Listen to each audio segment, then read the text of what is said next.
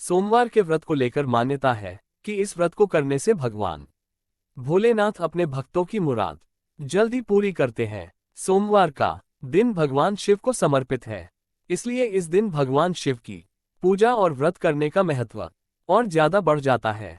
यदि आप सोमवार के व्रत करते हैं तो आपको सोमवार व्रत कथा पढ़ना बेहद जरूरी है, क्योंकि इसके बिना आपका व्रत अधूरा माना जाता है। आइए जानते हैं सोमवार व्रत कथा। देवों के देव महादेव बहुत ही भोले माने जाते हैं, इसलिए उनका एक नाम भोलेनाथ भी है।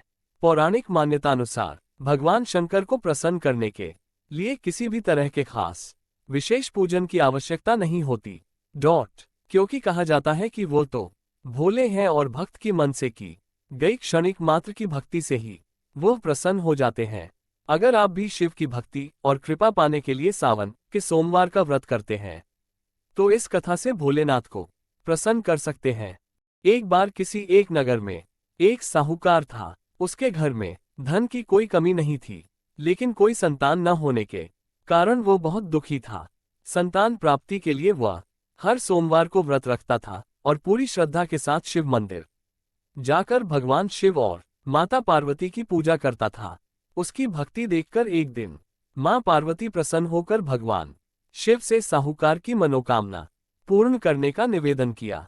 पार्वती जी के आग्रह पर भगवान शिव ने कहा कि हे पार्वती, इस संसार में हर प्राणी को उसके कर्मों का फल मिलता है और जिसके भाग्य में जो हो उसे भोगना ही पड़ता है। लेकिन पार्वती जी ने साहूकार की भक्ति देखकर उसकी मनोकामना पूर्ण करने की इच्छा व्यक्त की।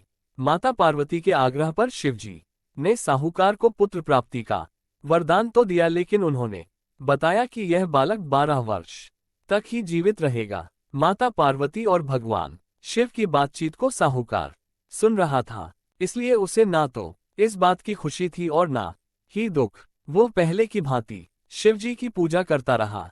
कुछ समय के बाद साहूकार की पत्नी ने एक पुत्र को जन्म दिया। जब वो बालक 11 वर्ष का हुआ तो उसे पढ़ने के लिए काशी भेज दिया गया। साहूकार ने पुत्र के मामा को बुलाकर उसे बहुत सारा धन देते हुए कहा कि तुम इस बालक को काशी विद्या प्राप्ति के लिए ले जाओ। तुम लोग रास्ते में यज्ञ कराते जाना और ब्राह्मणों को भोजन दक्षिणा देते हुए जाना। दोनों मामा भांजे इसी तरह यज्ञ कराते और ब्राह्मणों को दान दक्षिणा देते काशी नगरी निकल पड़े। इस दौरान रात में एक नगर पड़ा जहां नगर के राजा की कन्या का विवाह था, लेकिन जिस राजकुमार से उसका विवाह होने वाला था वो एक आंख से काना था। राजकुमार के पिता ने अपने पुत्र के काना होने की बात को छुपाने के लिए सोचा क्यों ना उसने साहूकार के पुत्र को दूल्हा बनाकर राजकुमारी से विवाह करा दूं। विवाह के बाद इसको धन देकर विदा कर दूंगा और राजकुमारी को अपने नगर ले जाऊंगा। लड़के को दूल्हे के वस्त्र पहनाकर राजकुमारी से विवाह करा दिया गया।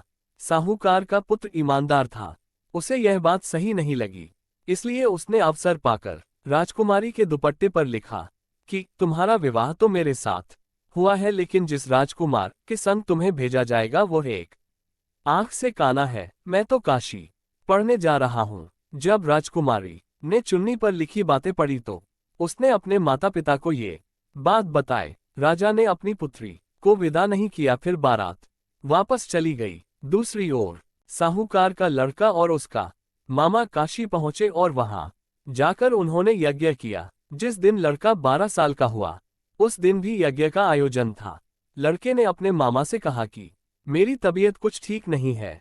मामा ने कहा कि तुम अंदर जाकर आराम कर लो। शिवजी के वरदानुसार कुछ ही देर में उस बालक के प्राण निकल गए। मृत भांजे को देख उसके मामा ने विलाप करना शुरू किया। संयोगवश उसी समय शिवजी और माता पार्वती उधर से जा रहे थे। पार्वती माता ने भोलेनाथ से कहा, स्वामी, मुझे इसके रोने के स्वर सहन नहीं हो रहा, आप इस व्यक्ति के कष्ट को अवश्य दूर करें। जब शिवजी मृत बालक के समीप गए तो वो बोले कि यह उसी साहूकार का पुत्र है जिसे मैंने 12 वर्ष की आयु का वरदान दिया था। अब इसकी आयु पूरी हो चुकी है। लेकिन मातृभाव से विभोर माता पार्वती ने कहा कि हे महादेव, आप इस बालक को और आयु देने की कृपा करें, अन्यथा इसके वियोग में इसके माता पिता भी तड़प तड़प कर मर जाएंगे।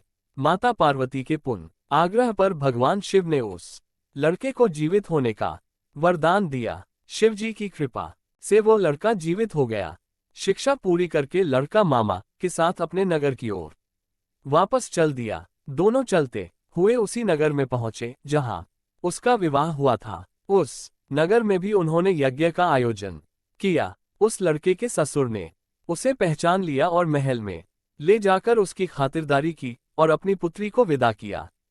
इधर साहूकार और उसकी पत्नी भूखे प्यासे रहकर बेटे की प्रतीक्षा कर रहे थे। उन्होंने प्रण कर रखा था कि यदि उन्हें अपने बेटे की मृत्यु का समाचार मिला तो वह भी प्राण त्याग देंगे, परंतु अपने बेटे के जीवित होने का समाचार पाकर वो बेहद प्रसन्न हुए। उसी रात भगवान शिव ने साहूकार के स्वप्न में आकर कहा, हे श्रेष्ठी, मैंने तेरे सोमवार के व्रत करने और व्रत कथा सुनने से प्रसन्न होकर तेरे पुत्र को लंबी आयु प्रदान की है। इसी प्रकार जो कोई सोमवार व्रत करता है या कथा सुनता और पढ़ता है उसके सभी दुख दूर होते हैं और सभी मनोकामनाएं पूर्ण होती हैं।